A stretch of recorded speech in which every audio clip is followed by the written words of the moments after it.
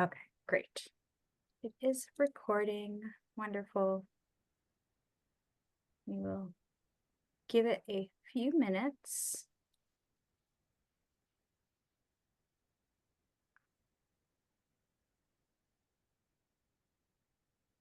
Welcome, welcome.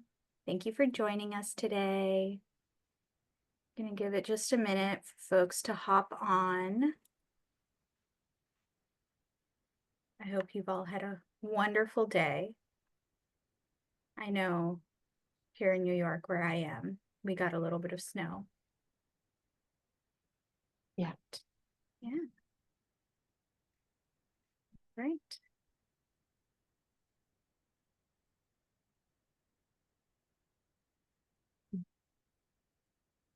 Um,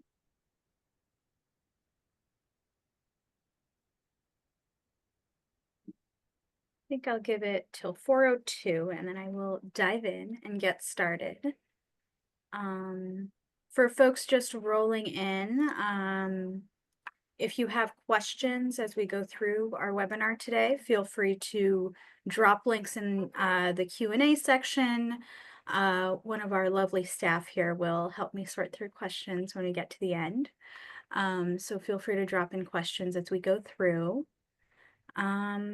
Otherwise, I'm going to kick us off. Once again, thank you all for being here. It is so exciting to have our program impact webinar today.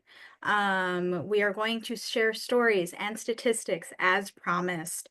When we were putting together this webinar, one of the things that I didn't want was for me to come and read essentially the report out to you for an hour. So that's part of why we worked with one of our teacher leadership board members to get one of our GC alumni here today to talk to me about the impact of Generation Citizen on their own life and the work that they've done after GC.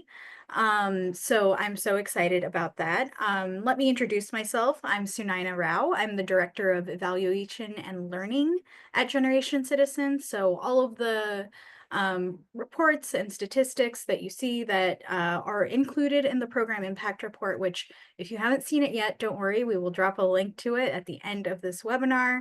That is what I compile. I sit on the national program team and we're the design team for the program, the core program at Generation Citizen. So excited to be here. And then I'm going to hand it off to Avery, our GCLM, to make an introduction. Hi, my name is Avery. I did the Generation Citizen program in my 10th grade year. I think that's 2022 to 2023. I use she, they pronouns, and I am the executive leader or founder of the Adams Street Youth Leadership Council. Avery is impressive person, and I'm very excited to dive in. But first, we have slides to look at. Everyone's favorite thing, slides. So I think my handy dandy tech person is going to share some slides for us that we will look at together. This is basically a short overview of what is in our report. Bear with me if you've already read the report. Here you can see my contact info as well as the Adams Street Youth Council, which Avery runs. There's an Instagram there if you're curious. Of course, we'll hear a little bit more about that after I go through this information. But in case you're brand new to GC, let me tell you a little bit about it. On the next slide, there is just an overview of our mission. We do project-based civics education. We work with teachers across the country to do community-based civics, where young people choose topics and projects that inspire them, and we work with them to help them understand how to work to create and succeed in those projects that are important to them. So we have an ambitious vision of strengthening youth voice and the youth in our communities. And our core program is the main way that we do that. On this next slide, we have a few places that we work. So we really prioritize working with communities in a diverse range, with a diverse range of experiences. We're intentional about prioritizing historically under-resourced communities. Most of our communities are low income, majority BIPOC, and in rural areas across the country. You can see on this slide the number of states that we work in. Annually, we reach about 30,000 students, and that boils down to about 400 teachers that we work personally with in over 50 communities. To dive in a little bit deeper, let's look at some data from this past year. This is based on our survey that we do with all of our students. So we reach 51% of our students are self-report as female, um, and 90% are BIPOC. This is, we seek to serve a group of students that represents their generation. Currently, students in middle high school are Gen Z. So Gen Z is 50% white, and 13% Black, 25% Hispanic. And so our students are generally a little bit more BIPOC. And then we also have a number of students who identify as female, and that is actually in line with what we know about Gen Z. About 50% of students in K through 12 in Gen Z are female. We also ask students if they speak language other than English at home. That really helps us to understand needs for differentiation or translation in our materials. And 29% of Gen Z are the children of immigrants or immigrants themselves. So this is something we do dive into. And then last but not least, the place where folks most choose to. So we work with schools and districts, and we work with them and sometimes leave it up to them on where to implement GC, on what grade. Most often they choose 8th and 12th grade as culminating projects, while others might opt for 6th or 9th grade as a way to ground students in middle and high school. But most of our classes are in 8th and 12th grade. You can see a breakdown of that in our program impact report. So you may be wondering what the topic is for all of these student projects. Last year, we led 1,344 civics projects across across the nation. And this is a breakdown of the topics that students chose. You can see that health and public safety are definitely our forerunners, but a number of students also choose to focus in education and student voice. Health is a broad subject too, that can include projects on increasing access to healthcare, as well as helping students create awareness campaigns around different kinds of maybe personal health or social health needs. We also have indicators that we look at when we're evaluating our programs. So on the next slide, you can see that we have 4 main indicators: civic knowledge, civic skills, civic motivation, and a sense of belonging. You can see that 99% of our students showed civic knowledge, and that is basically the root of knowing governmental processes, understanding just the core levers of working through advocacy. Civic skills are the skills needed to participate as responsible citizens. 98% of students last year felt confident in their civic skills. More specifically, 98% felt confident expressing their views in person or in writing about something that they cared about.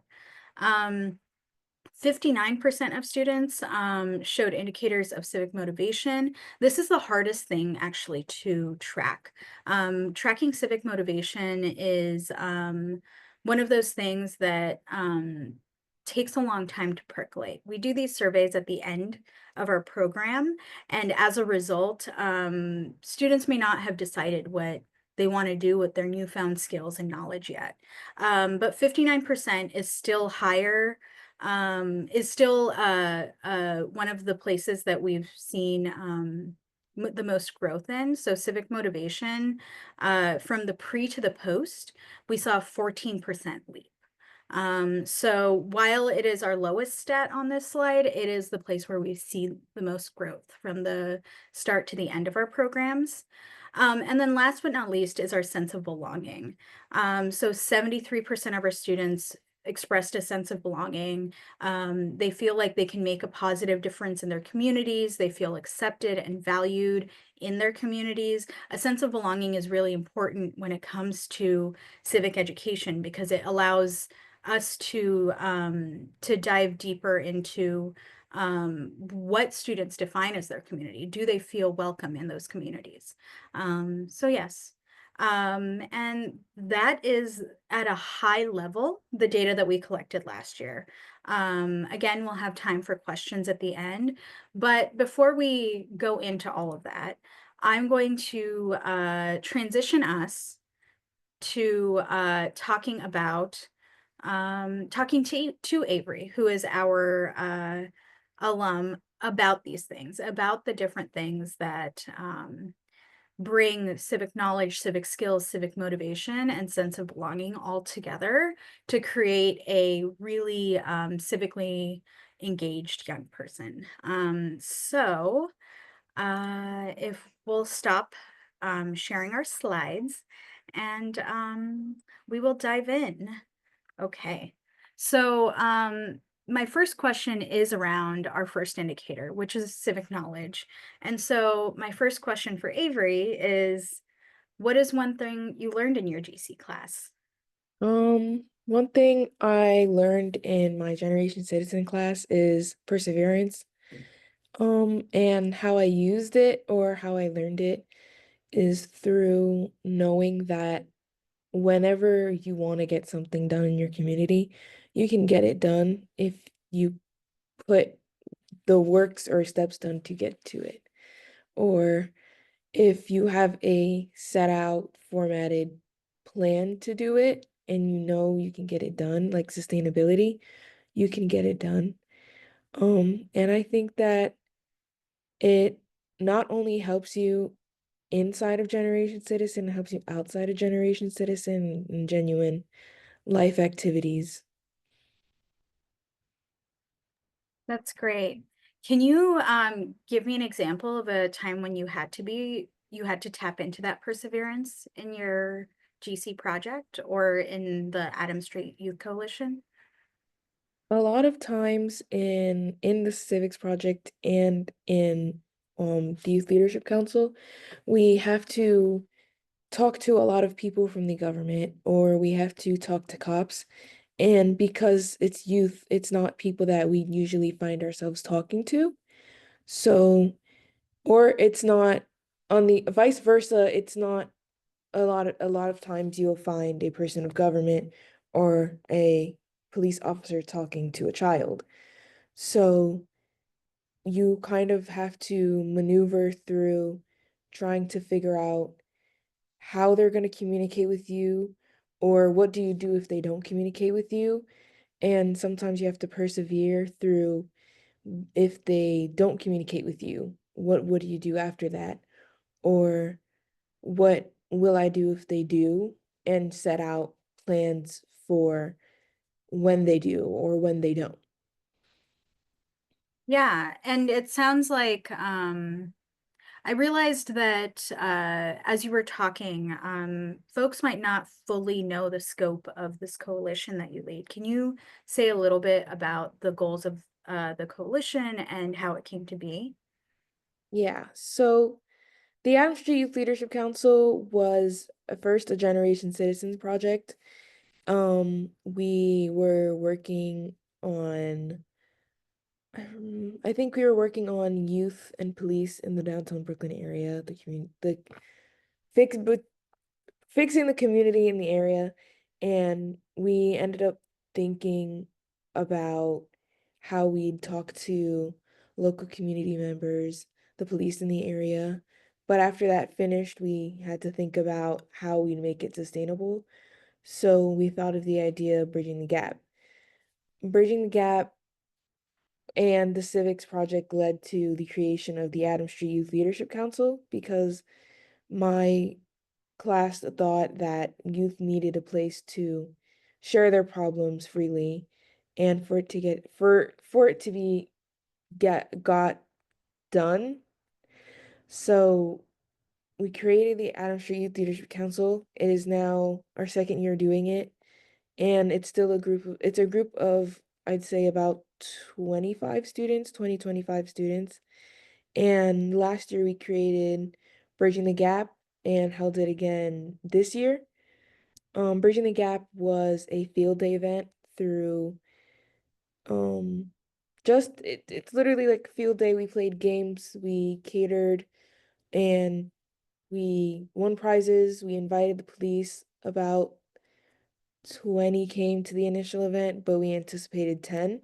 So um there's we also um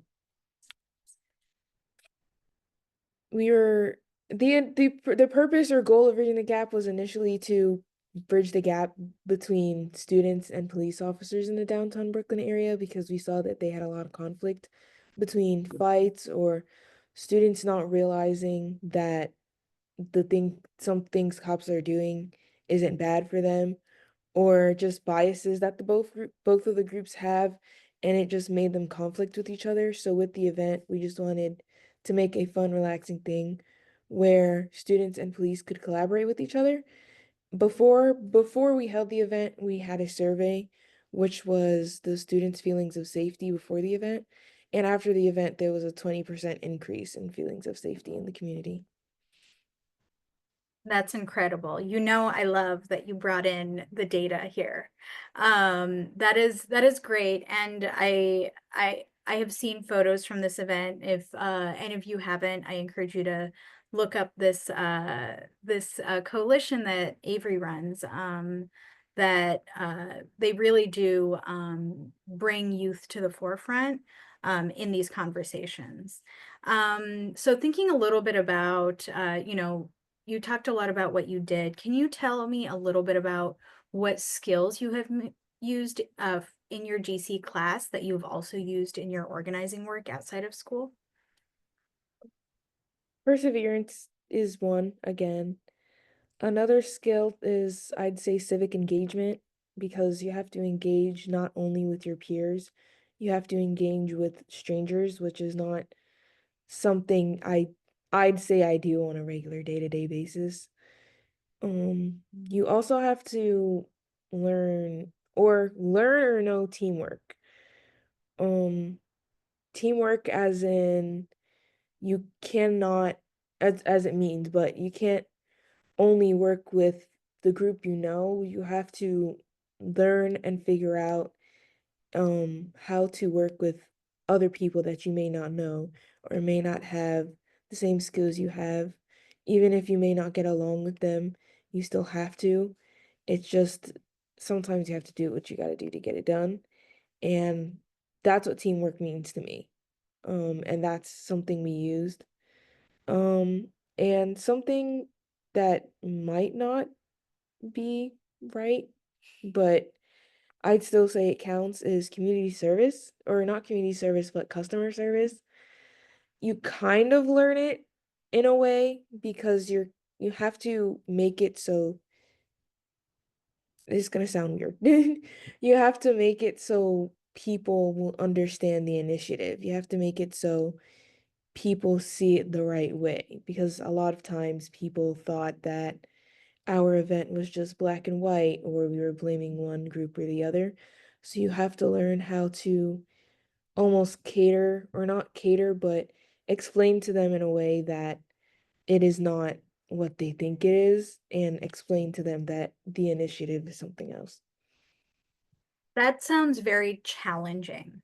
Um, what were, since you are the leader of your coalition, what were some of the ways that you ensured that other people that you were working with had these same skills or had the same vision of teamwork?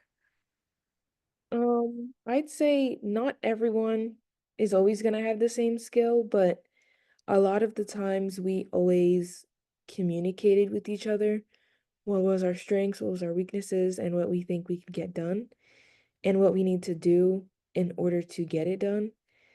Um, and then we pull skills that we already know they have to an extent. And then we also teach them how we teach them another skill. So say, for example, you are really good at summarizing our work, or you're really good at putting it together behind the scenes, but you're not one to have the skill of like public speaking or talking to people you don't know. Something you learn from being in the Youth Leadership Council is to talk with others no matter if you know them or not, because it's just something that might happen, and because we do it a lot, it's a valuable skill to have. So sometimes we just teach you have to teach them, or kind of like hold their not unfortunately, but you gotta hold their hands through it and almost teach them to do it. But we're very heavily influenced on communication. That's great. I think that communication is um, a huge skill, something that even to this day, every adult that you come across is probably also working on. So that is incredible. So it's clear that this is a project that really inspired you and the folks in your coalition.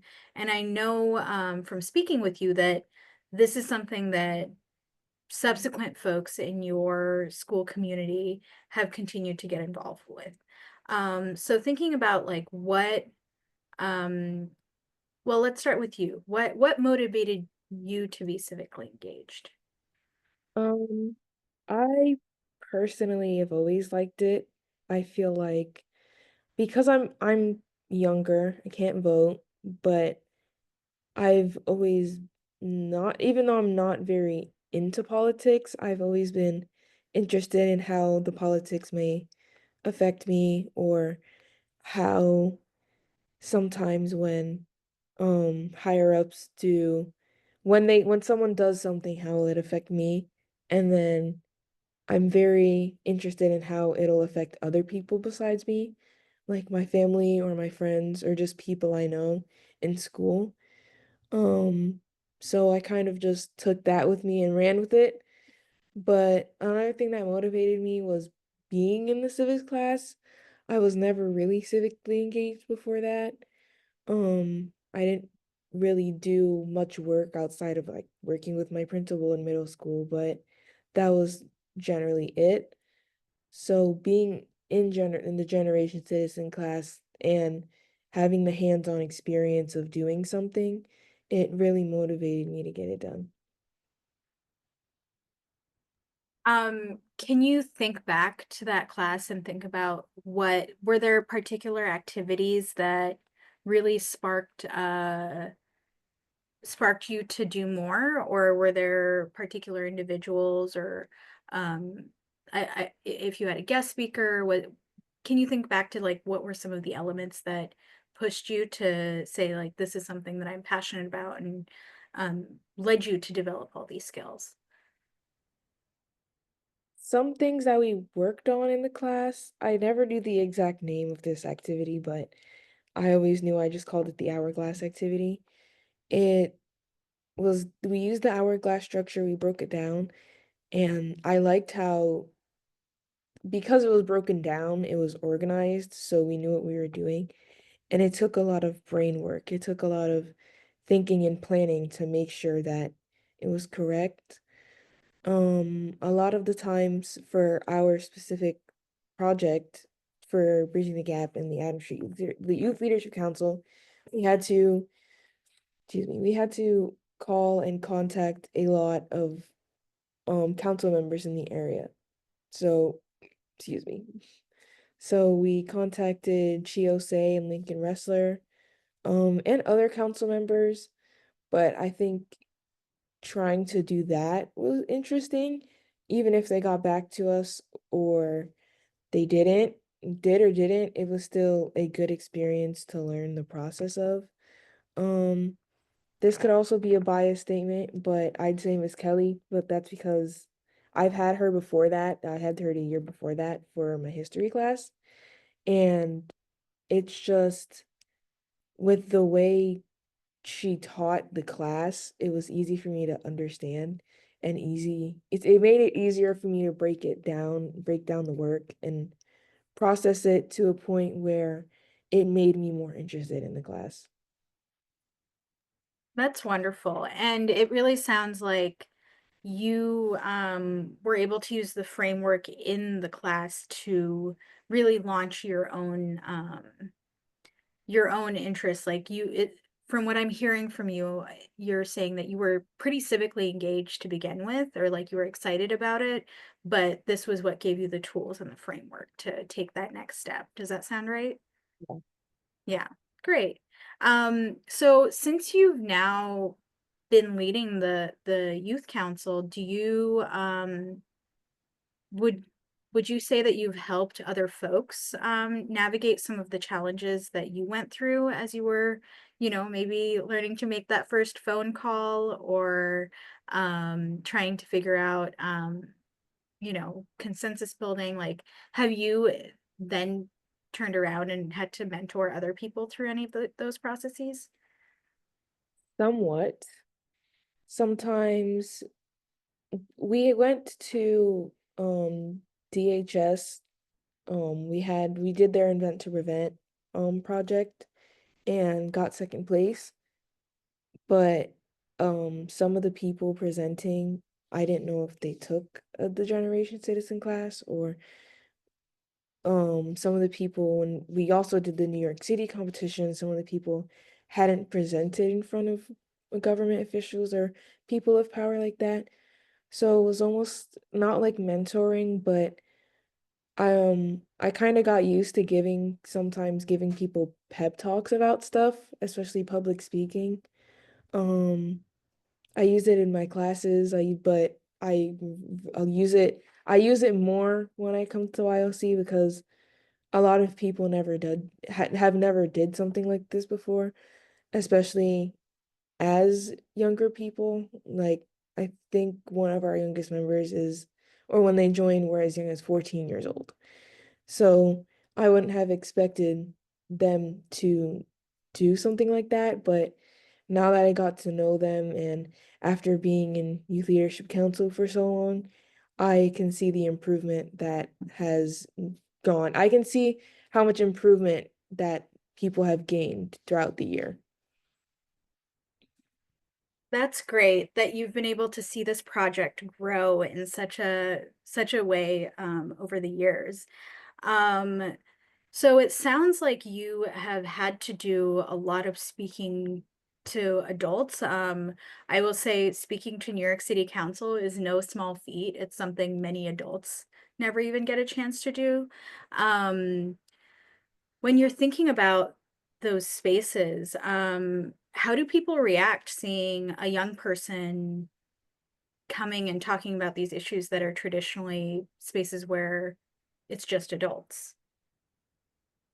Um, a lot of people, when they react, adults react well, but they s- sometimes, not all the time, but some people react well. They'll be like, wow, I'm so glad that someone's able to do this. But because people aren't used to speaking to youth, we're not taken very seriously, which is another reason that we've made the Youth Leadership Council. We're not taken seriously. And not being taken seriously leads to not being listened to. So we've had to go through calling them back multiple times or having an adult reach out instead and almost having to have a messenger for us, even though we're the one saying it. But other adults react they react positively and they also communicate positively. So some adults will communicate that like this is a wonderful project and reach out to us, offer to help. They'll offer to some offer. I think we did one grant last year. Um and they offered money. So we won a grant. We won that grant. We are now, I think, because of YLC, I think, not too sure.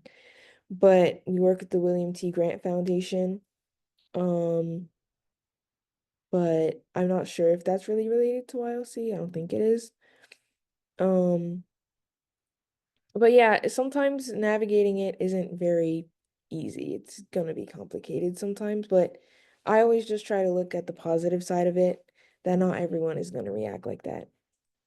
Yeah, that is a great way to look at it. It is I think it is a very natural human reaction to hear loudest the people who are not listening or focus really in on that. So I really love that you are reframing it as there are people who are listening and who are excited that you are there.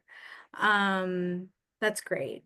So it sounds like a big part of this project is really has been talking not only to adults but young people in your community that you may not have spoken to before. So how did the GC class change your relationship to your community? The Generation Citizen class changed my relationship with my community because I wasn't really involved in my community before. I was very introverted. I mean, I'd say I still am, but I was more introverted. I didn't want to present in class. I didn't want to do group work. I wasn't looking forward to it, never looked forward to it. I didn't want to go outside and talk to people, communicate with people. But after taking the Generation Citizen class, I saw an improvement in that. I even did an internship over the summer, which involved going outside and talking to strangers and literally interviewing them about their life, which I never thought that would be something that I would do or look forward to doing. So I think the Generation Citizen class gave me an expansion, a widespread expansion of my thought process and my socialization process. Because I think without Generation Citizen, I definitely would not be here right now. Can you tell me a little bit about, so you said it changed your thought process and your socialization process. Tell me a little bit more about what you mean by that. So I'm a very, I'm a very avid overthinker. Um, and I always tend to think the worst is gonna happen to me, and I always thought the worst was gonna happen to me. So I always had the mindset of, oh my gosh, if I speak in front of my class, they're all gonna judge me, or oh my gosh, they're laughing at me, or I just immediately went to they're judging me, and then I started judging myself. But after taking the Generation Citizen class, I kind of learned that that's not always the case, or even if they are, you have to overcome it. And same with outside of my school. If I thought if I talked to a stranger outside, I have to yell stranger danger immediately, which is sometimes the case, but it's not always going to be the case. Um, but I never thought I'd go up to a stranger and ask them, "Hey, can I put this poster inside your shop?" Like I never thought I'd go ask someone that question. And I never thought I'd ask someone that question with full confidence or go up to a random police officer I know and ask them if they want to come to the event. Never thought I'd do that. I'm pretty sure if I didn't do Generation Citizen, I probably would have overthought that situation and thought I was going to get arrested. But I think it improved my mindset on how I think about how I how I think and go about my everyday life. That's incredible. And I want to commend you for your courage as a fellow overthinker. I understand the struggle, and I can see that you've really worked past a lot of those conceptions. I wonder about, so you've done this coalition for a few years now, and you've gone through the GC program. What are your the things that you're most proud of? Um, I'm proud of, I can't say, hmm. I have to think about that because of course I don't want to pick. It's like having a baby and you're asking like which one's your favorite? Like I feel like I'm proud of everything that we've done.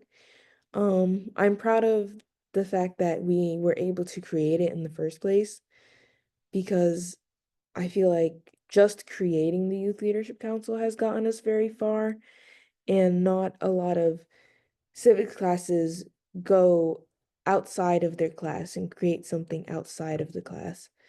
I'm also proud of us being able to do so many events and bring awareness to so many things outside of school that happen to many people in their everyday life. I'm just proud that I'm just proud that we were able to get this far. I think that's what I'm most proud of.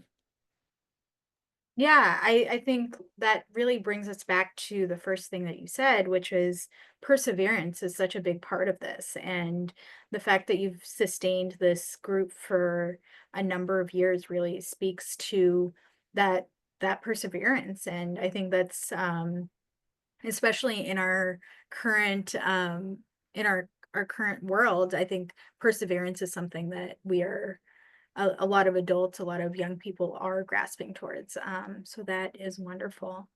Is there anything else that you want to share about the coalition, about your work, before we open the floor to questions?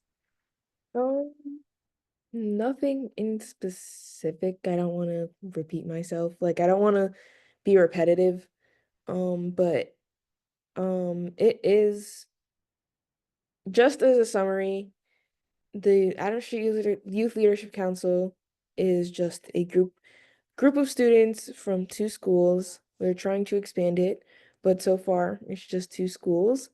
Um, it's a group, I don't want to put a grade group on it, but age-wise from 14 to 18.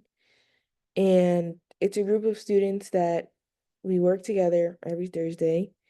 And right now we're working on sexual harassment on transit. Um, we still hold Bridging the Gap every year. That's our goal right now. Holding Bridging the Gap every single year. We want to keep that sustainability up. And we're right now trying to make a plan, make a set plan, solid plan to work on how to address the current issue of sexual harassment on transit. That's great. So you all are pivoting a little bit, or you're expanding the focus of your programming. I'd say expanding. Expanding. All right, that's really great. How did you decide to expand? Did you do another consensus building exercise? Like, how did you decide, let's add another facet to our group? So we did it similarly to how we did it in the Generation Citizen class. We took our youth leadership members, we took the group and we brainstormed ideas that people had. Violence to address in the community, violence that people have experienced in the community, and what we know we'd be able to sustain. So from that conciseness, that's when we came to the conclusion that sexual harassment is a very big issue, and it's something that a lot of young women face and men face a lot, almost sometimes every day, unfortunately. And some people are afraid to speak up, or some people, if they're bystanders, they don't even know what's happening. So, or even some victims don't know what's happening, they don't know what's happening. So we thought it would be a good idea as a group to address the issue and try to do something to lower the possibility of that happening, or increase the awareness of the issue, or make it so almost as if you see something, you say something. Yeah, it sounds like I can hear in you that you've listened deeply to your community and really worked to build projects around that. So that is incredible. I'm so excited to hear more about it. So I think we can open up the floor to questions. If folks have questions, you can put it in the Q&A here, or you can drop it in the chat. So feel free to drop any questions in. Um, but while those questions come in, I do want to say that I am so excited, Avery, that we were able to really unpack your journey in this process. And it really does sound like a journey that you started in a generation citizen classroom, and here you are replicating those things in a different context. And that, you're seeing the impact of your work. One of the things since I do the evaluation for Generation Citizen, I read all of the survey responses that come through, and I hear so many young people say, I want to continue this after this class. And you're one of those people who did that. And that's something that you should really be proud of. And I hope that you are proud of it. Yeah, I am. Good. I can hear it. I can hear the pride that you have for your community in there. All right. So I'm not seeing questions in the chat. Oh, I do see a question. So what was your experience navigating tensions or conflict with your class? Wait, repeat that question. What was your experience navigating tensions or conflict with your class? Something that we did a lot in our class is a class concisus. Con, consensus.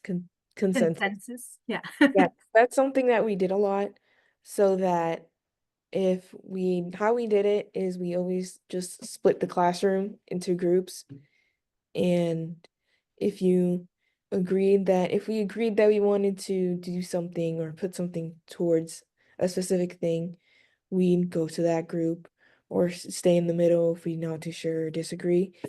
And all three groups would, I think sometimes we split up into smaller groups, or as a class, we talked about how we'd be able to do put all groups together and think about how to make it so everyone was included, not just one group. And sometimes that would require us to scratch the idea and make a new one, or simply edit the idea to make it so everyone was heard, or was every every point was addressed. So I think that's something that we did a lot to Yeah.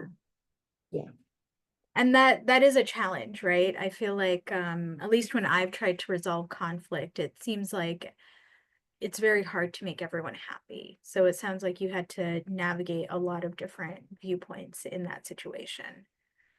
Um, so you mentioned that you got support and guidance from your teacher. Did you get support from other adults in your community? Most of the staff members were our biggest supporters. Many other teachers who taught civics as a class, or many other teachers that simply taught history, even teachers that didn't teach history or know much about it. Many teachers supported the initiative, principal, vice principal. Almost like I can't name every person in staff, of course, but most and many of staff and students supported the initiative. and even went out of their way to promote it in their home or promote it to friends outside and inside of school. Mainly like bringing awareness to that, to the fact that this is something that is happening here. Yeah. Do you think that people felt proud that it was coming from within their school community? Yeah, I think a lot of people other than me, hopefully I'm just not projecting, but I think a lot of people other than me also feel pride that this is happening outside of, I mean, inside of the school. Um, some people think this is just a school thing, but when we remind them that it's more than that, I feel like that's when they get more interested in it. Like some people are like, this is one of, like, this is like a really good school event. And you'll be like, this isn't just school. And they'll be like, oh, like that's interesting. And then they go out of their way to do research on it. This year we've gotten more members. A lot of people have mentioned that they're more interested in it. A lot of people have mentioned that they wouldn't have, they were in the similar shoes I was. They weren't interested in it until they saw that this was happening. And that's when they, I guess that's when something clicked. That's when something sparked. And now they're here. Yeah, that's really great. And you also mentioned earlier that you are working with another school now. How did that happen? We share a building, Mm. but when we were first, I think this is how we promoted it. A lot of the times we were going around in people's homerooms. We also we shared this on social media. We put this throughout the whole building. We did as much as we can do to make people inside and outside of the school aware that we were building a community. We were building a community of students to address an issue. And the after a lot of recruitment, the students that we saw were interested came, and some some of course, as people do, flip-flop and end up leaving. But I have seen that a lot of the people, most and a lot of almost everybody has stayed. So I think that they saw something that they were also interested in, even if they took the class. I'm not sure if they took the class, but they saw that it was something that was true to them, and it brought them almost not brought them to us. That sounds crazy, but it brought them to join the Youth Leadership Council. Yeah, what I'm hearing is like a lot of inspiration. People felt inspired by what you created and by the goal of the council as well. That's great. And so let's step back for a second to when you first started your GC class. What advice would you give a student who is just starting their GC class? Um, This may sound cliche, but I'd say just throw your ideas out there. Like, no ideas of, in my opinion, no idea is a bad idea. An idea is an idea. As much as you may think it's a bad idea, sometimes it can be the best idea there is. So I think you just be throw your idea out there, and if you have a way to solve an issue with that idea, or if you have something to do with that idea and you feel like you can get it done, even if you have a little bit of doubt that you can get it done, you just not get through the doubt, but push through it and think about, but what will happen if you do get it done instead of doubting it? Because the more you doubt it, the more you're going to feel like you're not going to get it done. I love that. It's almost like don't fear your failure, like fear your success. Yeah. Yeah, I love that. And thinking about the future. So you're a senior, right? Yeah. So what do you want your civics involvement to look like after you graduate? I am not sure. I still want to be involved in my community. Um, but I'm hoping to still look for a place where I can spread awareness about things. Um, I'm planning to major in English, so I'm hoping that whatever I do end up doing with the English degree, I hope I'm able to spread some awareness on whatever is going on. That is my biggest goal of bringing civics into my college life. That's wonderful. And I know I feel confident that you are someone who is very community minded, you're driven. I feel confident that you will go to college and find that space. But I know it can be scary. Um, Another question from our audience, as part of this council, how has it affected how you feel as a student and member of your community, as well as your impact on others? Um, for me, nothing feels different, I could say. I don't feel like mm, I don't know how to word that, but I don't feel like I'm bigger than anybody else. I don't feel like I can achieve more than everybody else. But how I feel like some people look at me or some people view me, they see it differently. They see that I as a student, I am part of the youth leadership council, and they'll take in that I'm one of the leaders, not of the school, but in the school and in my community.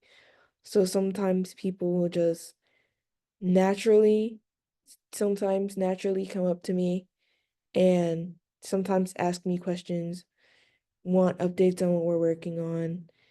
Sometimes like ask me if they should I do this, or how would I do this? How would I do like, or how would I present this, or what advice would you give me for this? And it, even if it's a non leadership thing, I feel like they see me as someone that they can go to for help or inspiration for something, and I'm very proud of that. That is really incredible. And I'm sure the first time it happened, it was maybe a surprise, right? Um, I think the way that people perceive us can sometimes be different than the way that we perceive ourselves. And so that is great. I want you to know I see you as an incredible leader. So that is wonderful that you are also getting that from your school community. All right. I think I'm not seeing any other questions. So I'm going to I'll give our audience a second. No? Okay, cool. So I'm going to invite Allison Cook, our Chief Program and Impact Officer, to close us out. But before we go there, I just want to say, Avery, thank you for sharing your experience with us. I learned so much about you and your council. I also just feel so inspired by you. You have overcome so many different obstacles on your way, but also gained so much and have maintained such a exciting and positive outlook. Thank you for coming here. Thank you for chatting with us. I really, really enjoyed our conversation. Is there anything you want to say to close us out? You don't have to, but Um, no, I'm just glad to be here. yeah, I'm so glad you're here too. All right, I'm going to kick it over to Allison. Thank you so much, Sunaina and Avery, for such an engaging conversation where you really gave us an insight into truly the experience that young people are having with Generation Citizens community-based civics curriculum, but also the impact it's having on you beyond the classroom. So just to close this out, at Generation Citizen, we believe that young people hold the power to shape a better future. They have the ideas, the passion, and the potential to drive real change in their communities, and Avery did an exceptional job sharing that in real time with us today. What Avery also highlighted is how critical it is for young people to have the skills and the tools and the support to really make their voices heard. And that's where you all come in. We invite everyone on this call today to partner with Generation Citizen and join us in empowering the next generation of leaders by collaborating with us you'll be directly supporting our work to expand access to our proven community-based civics curriculum. Together, we can equip more students with the skills and knowledge and the support they need to tackle real-world issues, advocate for change, and become engaged members of our democracy. They're not citizens in waiting, they're citizens right now. Whether you're an educator, a community leader, a foundation, a corporation, or simply an individual who cares about the future of young people, there's a place for you in the Generation Citizen movement. Partner with us, and together we can amplify the voices of young people and build a more just and equitable society for all. You can visit our website. There are our social media handles to learn more about partnership opportunities and ways in which you can join us in this critical mission. Let's empower the next generation together. Thank you, everyone. Thank you. And also, when you close out this webinar, there will be a wonderful little survey that will ask you about your experience here. So I would love to hear about your experience. This is our first time doing a program impact webinar in this format, so I'd love to hear from you.